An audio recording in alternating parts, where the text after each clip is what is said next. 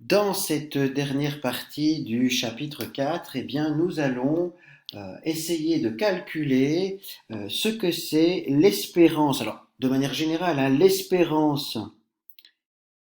euh, l'espérance, voilà, de y et la variance de y lorsque y est égal à g de x. Donc on a vu précédemment ce qui se passait lorsque nous avions une fonction d'une variable aléatoire, y est égal à g de x, g était une fonction d'une variable aléatoire, et nous avions particulièrement vu deux formules importantes précédemment, la 4,3 qui disait dans le cas discret, si j'ai une variable aléatoire discrète, si x est discrète, y est discrète, g est une fonction de x, eh bien j'ai la probabilité d'une valeur yj de y qui est égale à la somme sur tous les xi qui par la fonction g donnent naissance à yj des probabilités de xi. Ça c'était la première formule importante que nous avons vue précédemment. Et ensuite l'autre formule importante pour g strictement croissante ou g strictement décroissante, on avait écrit la densité de la variable aléatoire y comme une fonction de la densité de la variable aléatoire x, f ici, ça c'est la densité de la variable aléatoire x, et on avait dit, voilà, cette fonction h de y, cette densité de y, c'est égal à la densité de x au point g-1 de y fois la valeur absolue ou le module de la dérivée de g-1 de y par rapport à y, la réciproque de g. Donc dans les deux cas, qu'est-ce qu'on avait? Eh bien, une manière d'écrire la distribution de probabilité ou la densité de probabilité de y en fonction de la distribution de probabilité ou de la densité de probabilité de x et de la fonction g. Cette formule-là importante, eh bien, elle nous dit, bon, maintenant, grâce à ça, on va se dire, tiens, dans une dernière partie, qu'est-ce que ça va être ça, fondamentalement, c'est quoi? Est-ce qu'il y a une manière, et ça semble clair, est-ce qu'il va y avoir une manière de se dire, j'ai une formule également pour l'espérance de y, non pas en fonction de la densité ou de la distribution de probabilité de y, mais plutôt en fonction de la distribution de probabilité de x et de la fonction g, puisque je suis censé, on va dire par hypothèse, je connais la distribution de probabilité de x alors que je ne connais pas nécessairement celle de y, et donc je veux m'aider de la distribution de probabilité ou de la densité de probabilité de x pour pouvoir calculer cette espérance de y, que l'on connaît moins. On avait donné des exemples de cela précédemment.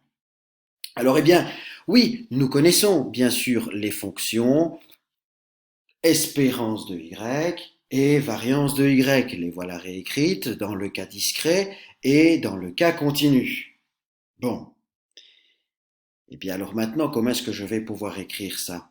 Comment est-ce que je vais pouvoir écrire ça? Non pas en fonction des distributions de y que voici ici, ou des densités de y que vous voyez ici, mais plutôt en fonction des distributions de x que vous voyez ici, ou densités de probabilité de x que vous voyez ici. 4,6 et 4,7, voilà le résultat important, le seul résultat important de cette petite vidéo, enfin ça va en amener d'autres, mais les autres seront des déductions immédiates, c'est la manière d'écrire l'espérance de y, donc l'espérance de g de x si vous voulez, dans le cas discret et dans le cas continu ici, de les écrire très simplement finalement comme des fonctions également de la distribution de probabilité ou de la densité de probabilité de x. Et vous voyez ici, l'espérance de y, c'est l'espérance de g de x bien sûr, et ça, c'est quoi? C'est simplement, c'est presque, si vous voulez, une forme d'espérance classique dans le cas discret. Tout comme ici, c'est presque l'espérance d'une forme classique dans le cas continu. Hein? Qu'est-ce qu'on devrait avoir? L'intégrale de moins l'infini à plus l'infini des valeurs possibles de ce qu'il y a dans mon espérance fois la densité de ces valeurs possibles. Et de manière équivalente dans le cas discret. Et qu'est-ce qu'on a ici? Simplement, on a les valeurs possibles de g de x fois la densité de x, pas nécessairement la densité de g de x. Vous voyez, c'est pas exactement ce qu'on a dans une espérance. C'est simple. C'est simple. On peut écrire, quand on écrit explicitement g de x dans une espérance, on n'a pas besoin de mettre la densité de g de x ici comme il serait éventuellement intuitivement possible, mais simplement la densité de x elle-même. Quand dans l'espérance vous écrivez explicitement y, ici on écrit explicitement y, eh bien vous avez ici la densité de y, c'est-à-dire la densité de g de x, y est égal à g de x, oui bien sûr. Mais la logique c'est celle-là. Selon ce que j'écris explicitement dans l'espérance, eh bien, va en découler la densité par rapport à laquelle j'intègre ici dans l'espérance, ou la distribution de probabilité par rapport à laquelle je somme dans le cas discret. Si j'écris explicitement y dans l'espérance, j'écris la densité de y ici, c'est-à-dire la densité de g de x. Si j'écris explicitement dans l'espérance dans l'intégrale g de x, alors à ce moment-là, j'utilise la densité de x ici, et non pas la densité de g de x. Voilà. Donc c'est une règle qui est extrêmement simple et qui est assez largement usitée dans les exercices et dans ce qui va venir par la suite, bien sûr. Mais alors, ce sur quoi je veux insister, bon, l'application de cette formule, on va dire, de ce 4-6, 4-7 et ce qui va en découler derrière est extrêmement simple, mais simplement, ce sur quoi j'ai envie quand même de mettre l'accent un tout petit peu ici, c'est juste de regarder, allez, regardons dans le cas continu ce que nous avons. Dans le cas continu, nous savons que nous avons l'intégrale de moins l'infini à plus l'infini de y, h de y, dy, et nous savons que ça, c'est l'espérance de y. Nous savons, parce que nous avons vu un petit peu plus haut, nous avons cette formule-là, nous avons cette formule-ci qui nous donne la densité de y en fonction de la densité de x et de la fonction g. Donc je peux, admettons, je vais prendre le cas simple où je prends une fonction g qui est strictement croissante. Donc g-1 strictement croissante, ainsi je n'ai plus besoin d'écrire des valeurs absolues, des valeurs absolues. Donc j'ai dg-1 de y par rapport à y multiplié par f de g-1 de y. Donc là j'ai écrit la densité de y, j'ai écrit h de y dans mon intégrale, voilà, elle devrait apparaître. J'ai écrit, voilà, ici dg-1 de y par rapport à y, f de g-1 de y. Donc j'ai écrit h de y, j'ai écrit h de y pour une fonction g-1 croissante, prenons ce cas-ci. Et ceci est multiplié par dy, bien sûr. Ainsi j'ai donc l'égalité. Le dy va, alors il doit apparaître là maintenant. Donc dy doit apparaître ici à la fin de cette intégrale. Le voilà, très bien. Et donc que va-t-il se passer ici? Eh bien, on va effectuer un changement de variable et on va se dire, tiens, je peux très bien mettre x égale g moins 1 de y.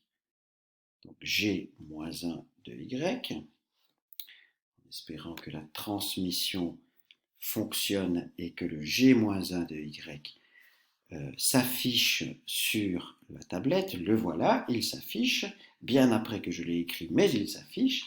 Donc si on a dx si on a x qui vaut ceci, eh bien on va avoir dx qui va valoir dg-1 de y, par un simple changement de variable. Et dans ce cas-ci, on peut réécrire naturellement cette intégrale suivant donc ma notation classique avec cette intervention de x, cette intervention pardon, de y égale g de x à l'intérieur de l'intégrale. Donc y maintenant, si vous voulez, c'est égal à g de x à l'intérieur de l'intégrale. Voilà, g de x, bien sûr. Voilà, G de X. Donc G de X s'affiche et il faut également écrire ensuite dg-1 de X qui va maintenant être égal à dx bien sûr et f de g-1 de Y qui sera bien sûr f de X. Voilà donc cette intégrale. Vous voyez, on a en quelque sorte démontré le théorème là, à condition que tout s'affiche correctement.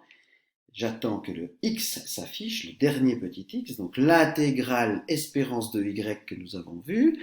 La voilà écrite ici avec y égale g de x, avec donc cette transformation x égale g-1 de y, donc y égale g de x, on sait que g est une fonction strictement croissante ici, donc on peut mettre g de x égale y égale g de x, il n'y a pas de problème, c'est la même chose. Et donc dg-1 de y, on peut le remplacer par dx, comme vous voyez ici. Le f de g-1 de y, c'est f de x, et y, c'est égal à g de x. Autrement dit, qu'est-ce qu'on a là-bas? Ben, on a l'écriture, on a en quelque sorte une démonstration, si vous voulez, de cette écriture 4.7. Démonstration de cette écriture 4.7. Oui, mais démonstration dans le cas g de x strictement croissant. Nous pourrions le faire également dans le cas g de x strictement décroissant. Mais il se trouve que ce théorème, on va dire, cette propriété 4.7, telle qu'elle est indiquée là-bas, eh bien, elle est valable non seulement pour des g strictement croissants et des g strictement décroissants, mais aussi, regardez, pour une fonction g quelconque de x. Pour une fonction g quelconque, dans le cas discret ici ou dans le cas continu ici. Donc on va transformer y, enfin on va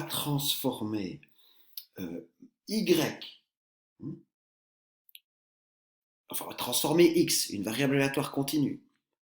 On va la transformer en y. Par exemple, je parle du cas continu, une autre variable continue, une autre variable aléatoire continue. C'est le cas de 4,7. Et bien alors à ce moment-là, du moment que y est toujours une variable aléatoire continue, eh bien je peux avoir n'importe quel g. Et vous allez dire, mais oui, il y a quelque chose d'assez... c'est pas complètement évident de comprendre ça. Pourquoi? Parce que nous, la formule qui se trouve là, nous la connaissons uniquement lorsque g est strictement croissant. Alors ça marche aussi pour le cas strictement décroissant, c'est pas la question. Mais nous sommes capables de démontrer ce 4.7 là uniquement dans le cas G strictement croissant ou strictement décroissant. Mais oui, mais nous avions déjà parlé de ce problème-là lorsqu'il fallait calculer l'expression 4.5 là. Cette expression 4.5, il s'agissait déjà il y avait des moyens, en quelque sorte, de calculer la densité de Y pour souvenons-nous, pour des G qui pouvaient avoir une succession de croissance et de décroissance. On se souvient que ça, cela provenait de la fonction de répartition de y que nous avions étudié, la probabilité que y soit inférieur ou égal à petit y, c'était la probabilité que g soit inférieur ou égal de g de x soit inférieur ou égal à petit y, et alors les g de x correspondant à des valeurs inférieures ou égales à y devaient correspondre à des sous-intervalles de x, à certains sous-intervalles de x. Donc il y avait certains sous-intervalles de x qui menaient à des g qui étaient inférieurs ou égales à y, et on avait dit oui, on pourrait calculer ça, on pourrait essayer de correctement calculer la fonction de densité de y à partir du moment où g n'est pas strictement croissante ou décroissante, mais est une succession de croissance et de décroissance. Voilà, nous ne l'avions pas fait. Mais on se dit que voilà, il est quand même possible de calculer ça. Donc il est quand même possible d'imaginer comment on pourrait s'en sortir avec ce genre de choses. Et oui, en effet, il y a moyen de s'en sortir avec ce genre de choses, en particulier lorsque l'on se retrouve avec des espérances, comme c'est le cas ici. L'espérance, eh bien, oui, l'espérance de y, l'espérance de g de x, c'est l'intégrale de g de x par rapport, si vous voulez, à la densité des valeurs de la variable aléatoire x. On va balayer donc tout le domaine des valeurs de x qui vont donner naissance à des g de x, et g de x là donnant eux-mêmes naissance aux y. Vous voyez, il y a une certaine logique dans ce calcul d'intégrale, en tout cas une certaine intuition qui nous permet de nous rendre compte que mathématiquement ça a un sens également d'écrire 4,7, même si ici on ne démontre pas dans le cadre de ce cours-ci cette propriété 4.7, on ne la démontre pas pour n'importe quel G, mais on peut comprendre que pour n'importe quel G, elle peut fonctionner. Donc voilà, on la montre ici juste dans le cas G strictement croissant, et surtout, ce qu'on va faire, c'est regarder les différentes applications de cette formule 4.7 ou de cette formule 4.6. Oui, n'est-ce pas? Il y en a beaucoup. Hein? Une variance, qu'est-ce que c'est? Une variance de x, c'est, comme nous l'avons déjà regardé, hein, c'est quoi une variance de x? C'est, si on se souvient bien dans le cas discret, la somme des xi moins mu au carré fois p de xi. Dans le cas continu, une variance de x, c'est l'intégrale de x moins mu au carré fois f de x dx. Oui, mais ça, qu'est-ce que c'est? xi moins mu au carré ou x moins mu au carré ici, en page 91, eh bien ce sont des fonctions de g de x. Hein, ce sont des g de x en quelque sorte, ce sont des g de x particuliers. Hein, où g c'est, g de x est égal à x moins mu au carré, si vous voulez. G de xi égale xi moins mu au carré, ici. Donc ce sont des g de x particuliers, donc c'est une somme de xi, g de xi, pxi, ça c'est une intégrale de g de x, f de x dx, oui mais ça c'est quoi? Ça c'est l'espérance de g de x. Parce que nous venons de voir, ici, ceci c'est l'espérance de g de x. Ceci c'est l'espérance de g de x. Quand g de x est égal à x moins mu au carré, eh bien ceci, cette formule-là, est égale à l'espérance de g de x. Donc l'espérance de x moins mu au carré.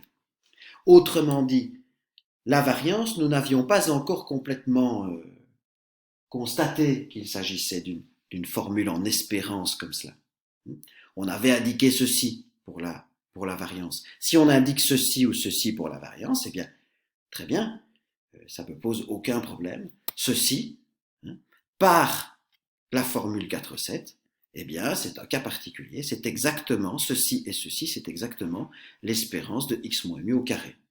Voilà une application directe de notre propriété 4.7. La variance, c'est maintenant très simplement l'espérance de x moins mu au carré. Et c'est aussi, je pense que c'est indiqué là quelque part, c'est aussi bien sûr l'espérance, je vais peut-être l'indiquer un peu plus bas,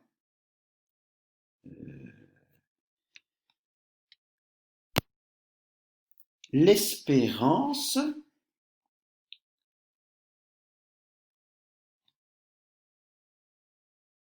de x carré moins l'espérance de x au carré, n'est-ce pas? Par un raisonnement similaire, ceci c'est la variance de x. Vous savez, la variance de x, qu'est-ce que l'on a dit? Alors, donc la variance de x, j'espère que voilà, ça va s'indiquer.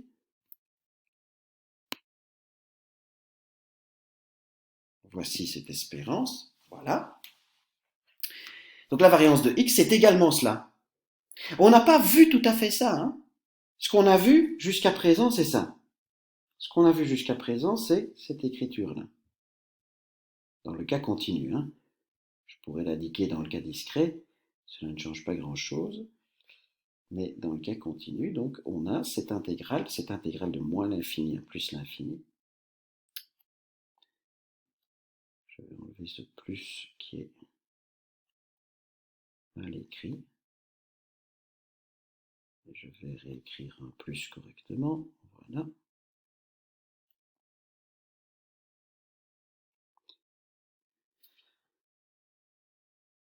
Voilà. Donc cette intégrale-là, alors voilà, nous l'avons écrite comme ceci jusqu'à présent. Donc on avait une intégrale de moins l'infini à plus l'infini de x carré f de x dx. Moi, l'espérance de x au carré, je pense qu'on avait mis mu au carré, quelque chose comme ça.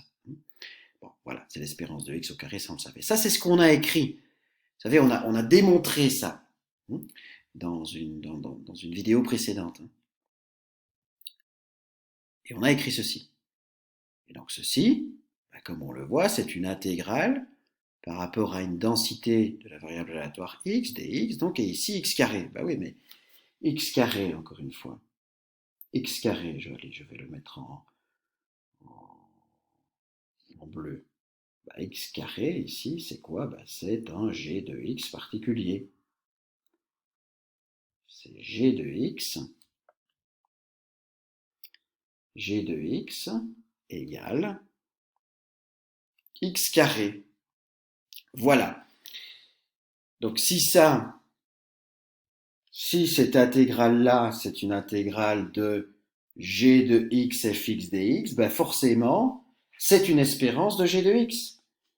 Donc ceci, je reviens avec la couleur noire, ben ceci, c'est forcément égal à l'espérance de g de x, mais cette fois-ci, g de x, c'est x carré. Et bien sûr, je retire toujours l'espérance de x. Et bien sûr, je vais toujours retirer l'espérance de x au carré ensuite. Mais donc voilà, ça s'affiche. Cette intégrale-là contient g de x. C'est donc une espérance de g de x par la propriété 4,7. C'est donc une espérance de g de x par la propriété 4,7. Mais le g de x, donc une espérance de g de x, la voilà, et le g de x est égal à x carré, donc on a bien l'espérance de x carré ici. Voilà, donc vous voyez qu'une variance, c'est en fait l'espérance de x moins mu au carré, variance de x, ou bien l'espérance de x carré moins mu au carré, où mu c'est, on va dire que mu c'est l'espérance de x.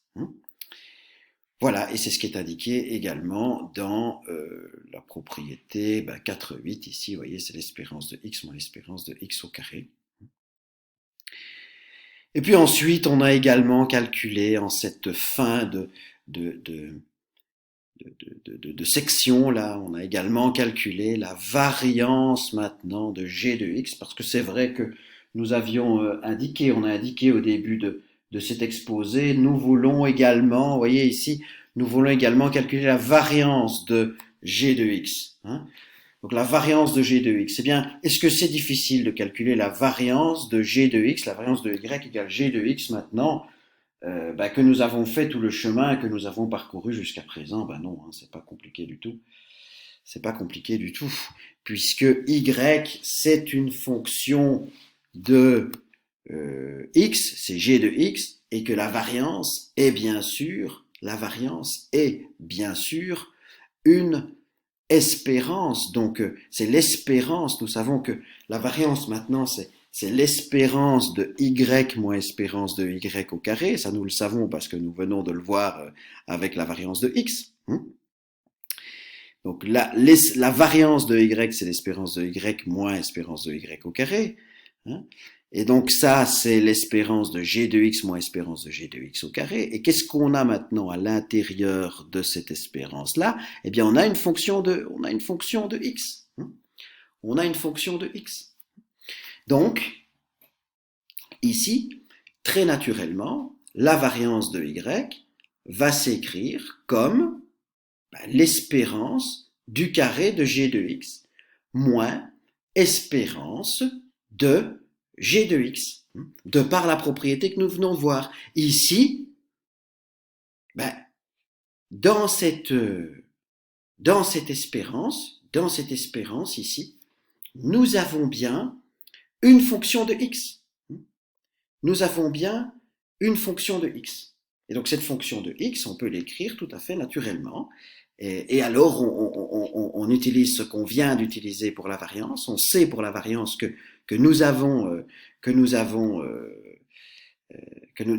la variance d'une variable aléatoire maintenant, c'est l'espérance du carré de la différence entre la variable aléatoire et son espérance. Donc il n'y a aucun problème à écrire ce genre de choses. Il y a uniquement à utiliser ce qu'on vient de montrer pour la variance de x. Alors, et l'autre chose qu'on vient de montrer pour la variance de x, c'est-à-dire ceci, on vient de montrer ça aussi, la variance de x, on vient de montrer que c'était égal à l'espérance de x carré moins l'espérance de x au carré. C'est vrai également pour la variance de g de x. Donc la variance de g de x, c'est-à-dire la variance de y, c'est bien espérance de y carré moins l'espérance de y au carré. Et donc ça, l'espérance de y carré, c'est quoi? C'est l'espérance de g de x au carré moins l'espérance de g de x, le tout au carré dans ce cas-ci. Et donc fondamentalement, on a des formules de variance qui sont extrêmement simples également pour la variance de y. Donc je répète encore une fois et pour la dernière fois, donc la variance de y, c'est l'espérance de y moins son espérance, mais l'espérance de y, c'est une constante, ça ne dépend pas, ça dépend de rien du tout, c'est très facile. C'est mu y ou mu g, là, comme on l'appelle ici.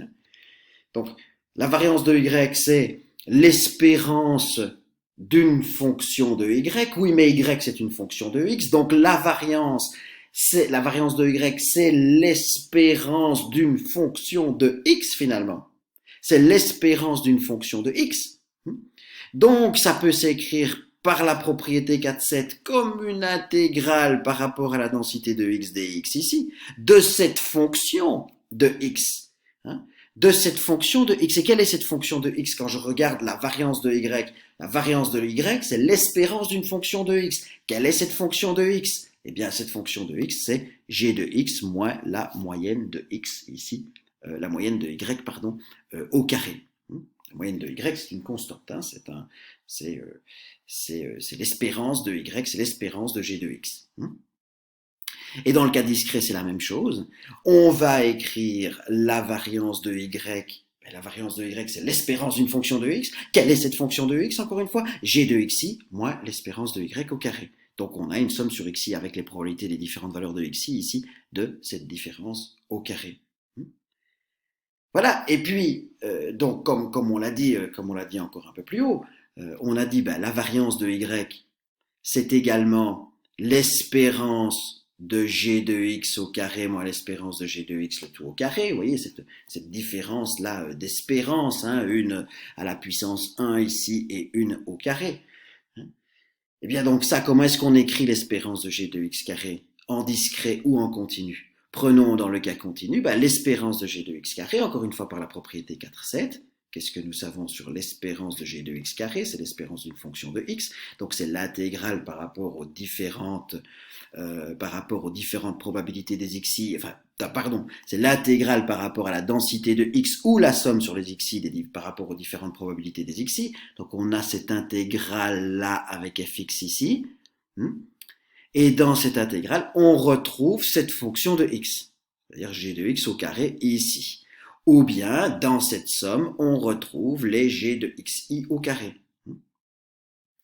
Et puis, bien sûr, donc l'espérance de g de x, qu'on soit dans le cas discret ou dans le cas continu, il s'agit de mu y ou mu g, la moyenne de g de x, qu'on a mis au carré, voilà, à laquelle on a mis une puissance 2 pour indiquer qu'il s'agissait bien d'un carré. Alors, voilà, c'est très simple, c'est simplement l'application, vous voyez, de cette formule-là 4,7 qu'on a déclinée de différentes manières.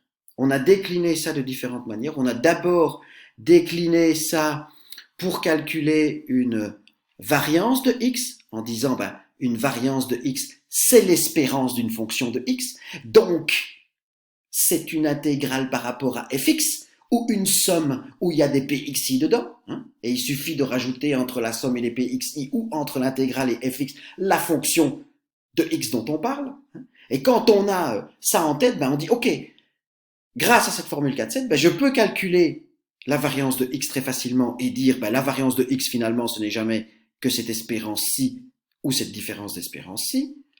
Hein. Et plus loin, si je veux même calculer la variance de y, ça ne pose aucun problème puisque la variance de y c'est l'espérance d'une fonction de y, mais cette fonction de y est une fonction de x, donc cette fonction de y est également une fonction de x. Donc là aussi, on peut l'écrire comme étant une intégrale par rapport à la densité de x ou une somme par rapport aux différentes probabilités des xi. Et c'est ce que l'on retrouve ici avec ces formules en proposition 4,9. Selon la fonction, alors la y est une fonction de x, hein, y, donc la variance de y est égale à l'espérance d'une fonction de x. Quelle est cette fonction de x? G de xi moins la moyenne de y, ou g de x moins la moyenne de y, hein, la moyenne de g. Donc c'est cette fonction-là qui va intervenir. J'ai l'espérance d'une fonction de x, voilà la fonction de x. Donc pour calculer l'espérance, je dois simplement mettre à gauche une somme et à droite pxi quand il s'agit du cas discret, ou à gauche une intégrale et à droite la densité de x lorsqu'il s'agit d'une variable aléatoire continue. Et voilà donc comment on peut calculer, c'était notre objectif de base, voilà qui est atteint, l'espérance de y et la variance de y, voilà la variance de y, donc en fonction de g et des distributions de probabilité ou densité de probabilité de x, et de l'autre côté, l'espérance de y, la voilà ici, en fonction de la distribution ou densité de probabilité de x et de la fonction g. Voilà. Allez, terminons ce chapitre maintenant définitivement avec quelque chose de plus simple, une fonction g particulière. La fonction g particulière linéaire. G égale a plus bx. Ça, ce sont des formules très utiles en pratique. Simplement, ce sont un petit peu des... On a vu les concepts les plus importants dans ce chapitre 4. Ici, maintenant, nous allons voir, allez, trois formules, hein, pour la variance d'A plus BX également, et puis pour la standardisation de variables aléatoires classiques. Eh bien, voilà, nous avons ici, si vous voulez, des formules intéressantes lorsqu'il s'agit d'aller calculer l'espérance ou les variances de G de X lorsque G est une fonction particulière, une fonction linéaire, donc G de X est égal à A plus BX, pardon, ici. G de X est égal à A plus BX. Et bien dans ce cas-là, on a l'espérance de Y, c'est égal à l'espérance de A plus BX, bien sûr. G est égal à A plus BX. Et ça, ce sera égal à A plus B espérance de X. En particulier, on aura espérance de A égale A. Premier résultat qu'on va démontrer.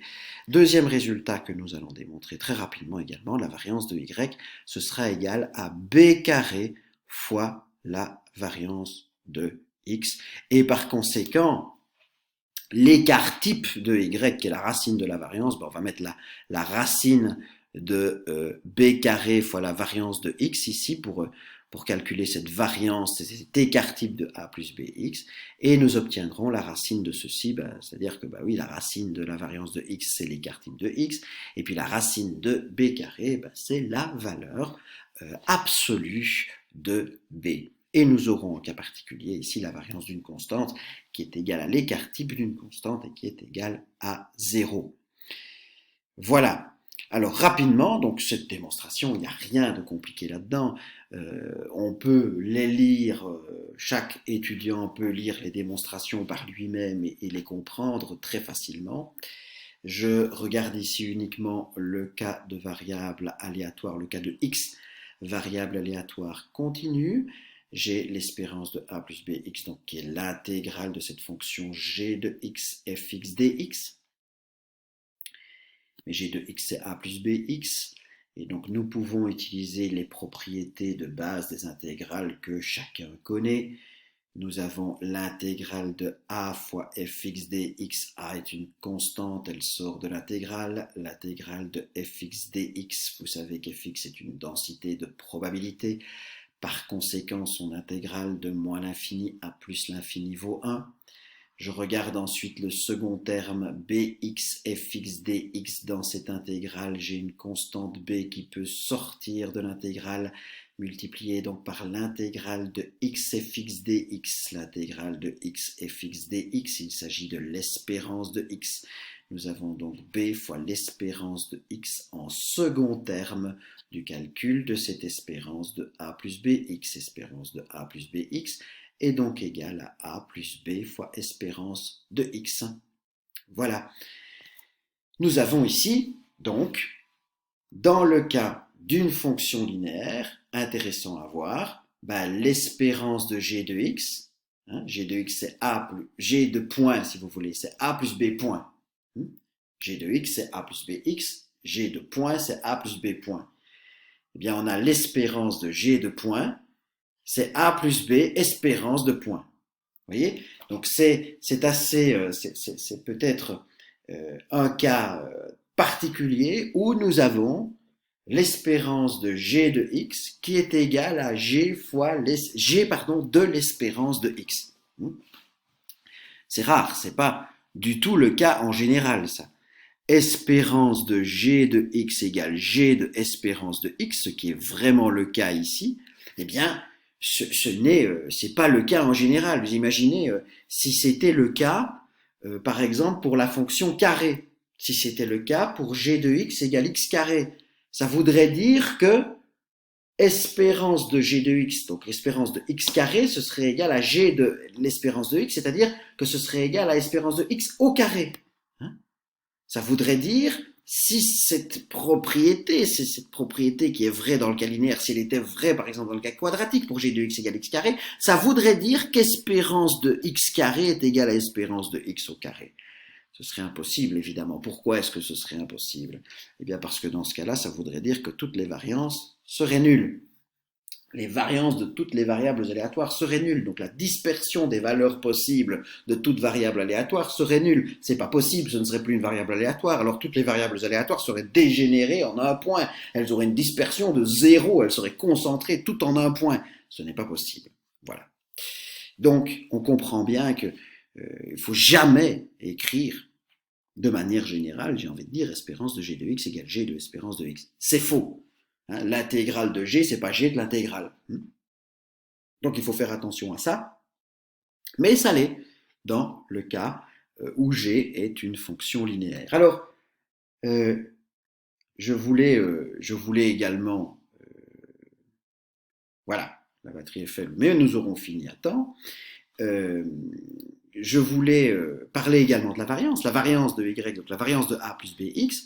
Alors là, la démonstration est encore plus simple. Regardez, on va prendre z, qui est, enfin pas plus simple, elle est tout aussi simple, on va dire. Z est égal à a plus bx moins espérance de a plus bx.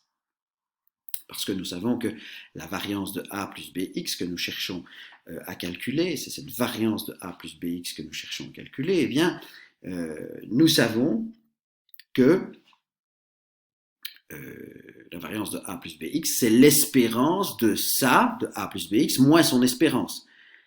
L'espérance de a plus bx ici, le tout au carré. Donc on va se dire, regardons z qui est égal à tout ce qui se trouve dans ce carré, la a plus bx moins espérance de a plus bx au carré. Regardons ceci, regardons ce z là, simplifions rapidement déjà les a et disons-nous que z là c'est égal à b fois x moins espérance de x. Calculons cette variance de b fois x moins espérance de x. La variance de a plus bx, c'est donc l'espérance, calculons cette espérance-là, puisque cette espérance de b fois x moins espérance de x, nous voyons que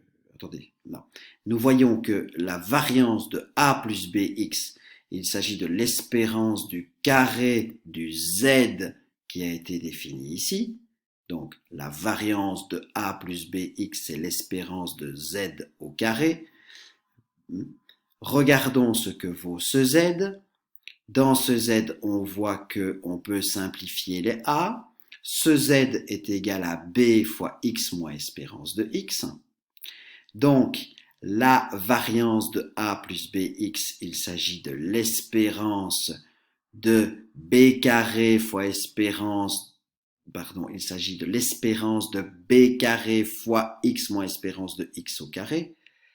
Et donc ça signifie que la variance de a plus bx, ici c'est espérance de z carré, voilà, hein, eh bien c'est le b carré qui se trouve dans cette espérance peut sortir de l'espérance pour nous donner donc b carré fois espérance de x moins espérance de x au carré, et cette espérance de la différence au carré de x et de son espérance, ben c'est égal tout simplement à la variance de x, hein.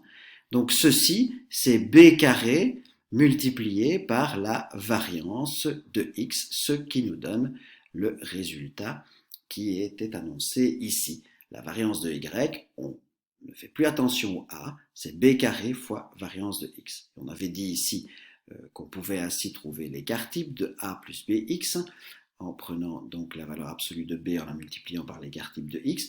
Et donc vous voyez que si x est une variable aléatoire nulle, donc la variance de a, à ce moment-là, ben, c'est égal à 0. A disparu. Hein. C'est normal. La variance d'une valeur ponctuelle, la variance d'un scalaire, la variance de 4, c'est 0, toujours. 4 ne varie pas, c'est un chiffre. Ce n'est pas une variable aléatoire. Hein. Par contre, l'espérance de 4, ben, c'est égal à 4. 4 ne varie pas, il n'y a pas de raison que l'espérance de 4 soit autre chose que 4. Hein. Voilà. Et alors, on veut terminer ce chapitre avec un cas particulier de variables aléatoires très connues, ce sont les variables aléatoires standardisées, ou les variables aléatoires dites centrées réduites. À quoi est-ce que ça sert des variables aléatoires centrées réduites en général? Ben, ça sert à se débarrasser des unités des différentes variables aléatoires. Imaginez que vous avez à comparer des kilomètres avec des litres et avec des poids, admettons.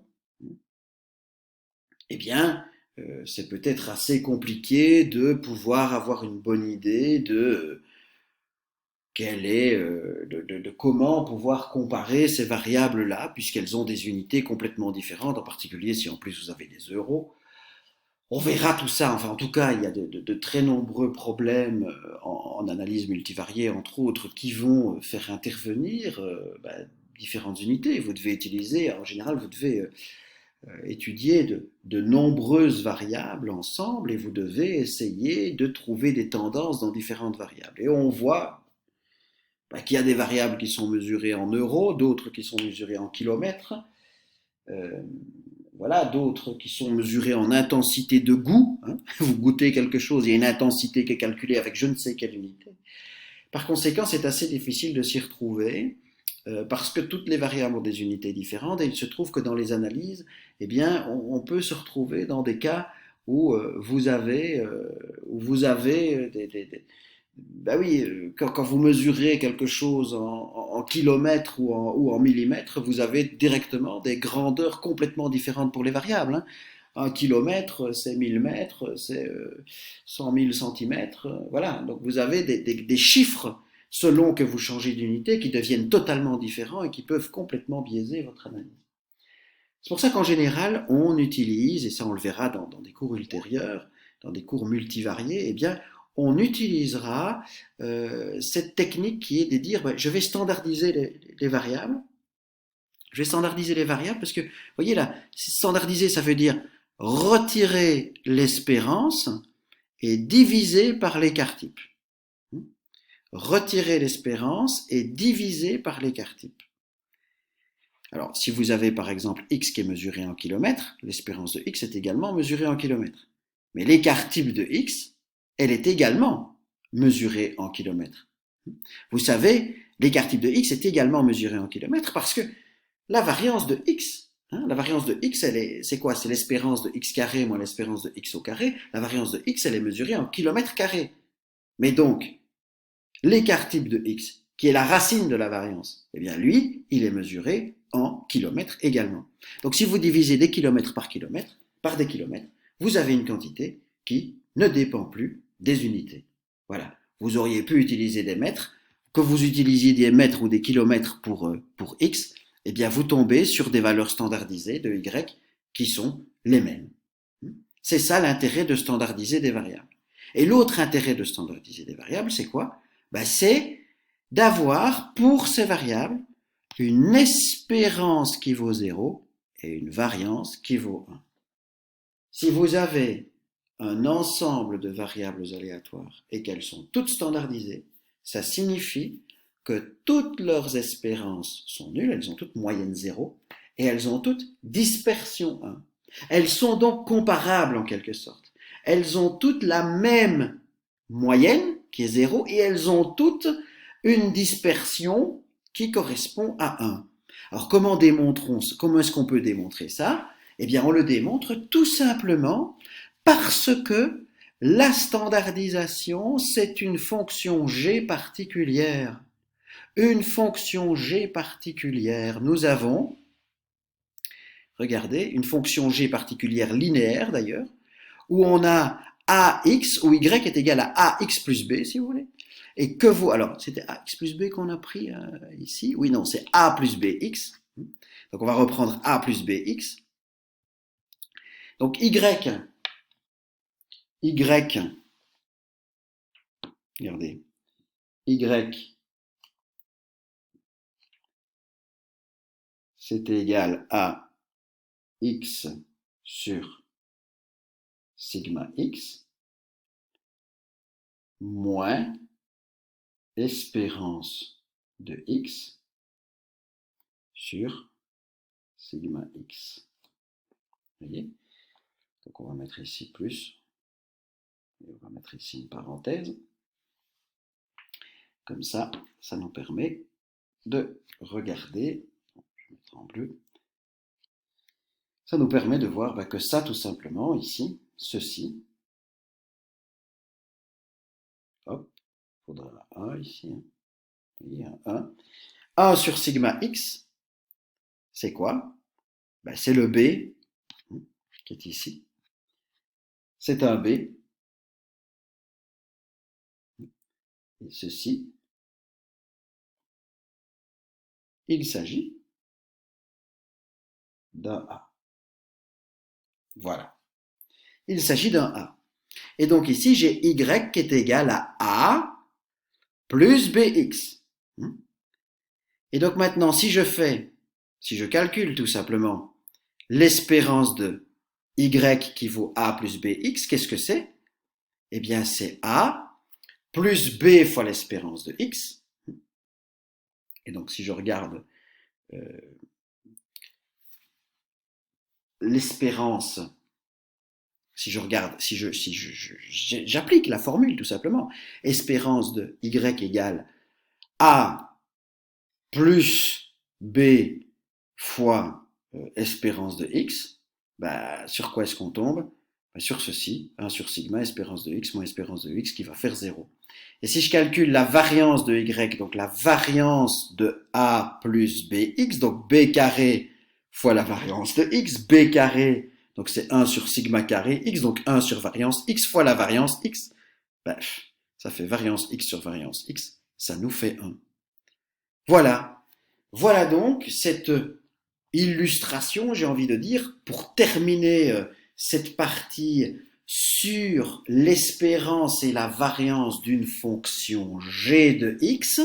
On est passé aux formules générales d'abord, on est passé ensuite à un g qui était une fonction linéaire, a plus bx, et nous terminons donc sur ce point très utile en pratique et dans les cours ultérieurs, d'analyse de données, eh bien cette idée de variable aléatoire standardisée, variable aléatoire centrée réduite. Pourquoi est-ce qu'on fait ça? Pour avoir des variables qui sont comparables, qui sont des variables qui ne dépendent plus des unités, et comparables dans le sens où elles ont également une moyenne nulle et une variance unitaire, dira-t-on. Voilà qui clôture ce chapitre 4.